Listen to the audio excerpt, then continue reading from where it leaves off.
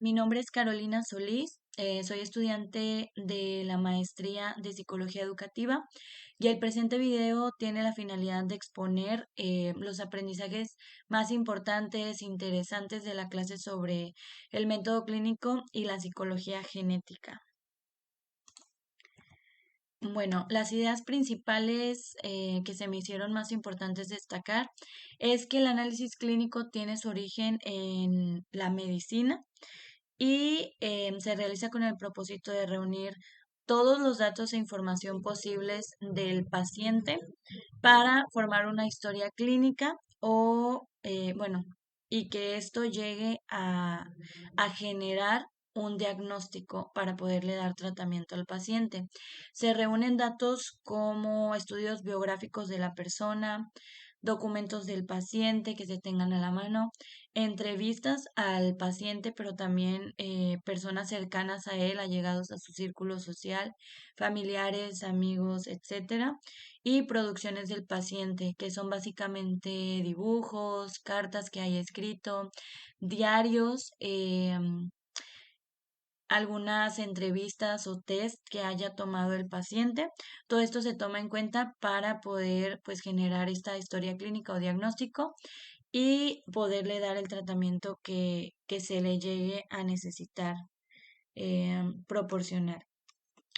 Unas ideas interesantes sobre el tema que nos ofrecieron. A mí se me hizo muy interesante saber que el psicoanálisis, el análisis pues de todo lo que ocurre en nuestra mente, se considera fundamental para conocer nuestro inconsciente, para ser consciente partes del inconsciente de los que se psicoanalizan,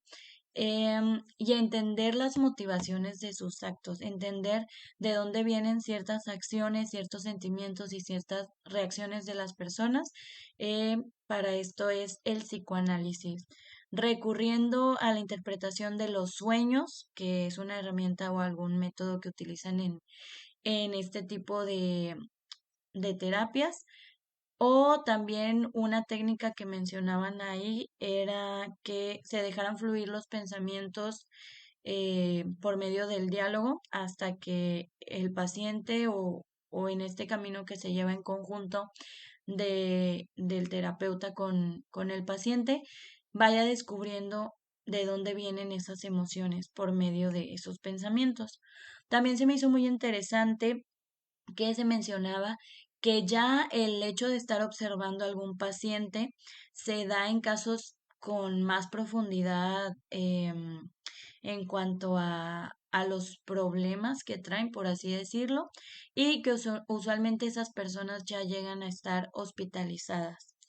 Del análisis psicológico, esto también se me hizo muy importante e interesante. Del análisis psicológico primero se parte para ya poder realizar uno psicoterapéutico.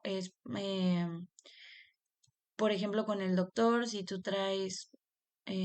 alguna enfermedad del cuerpo, específicamente de los pulmones o de la cabeza, primero se da un diagnóstico general con algún doctor que te revise por completo, por así decirlo, se hacen análisis, pero ya después de esos análisis hay que canalizarlo con alguien especializado, que es básicamente esto.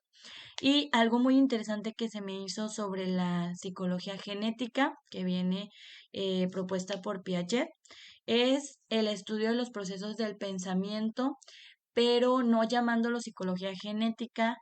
como hablando solamente de los genes, sino hablando del génesis de los pensamientos, el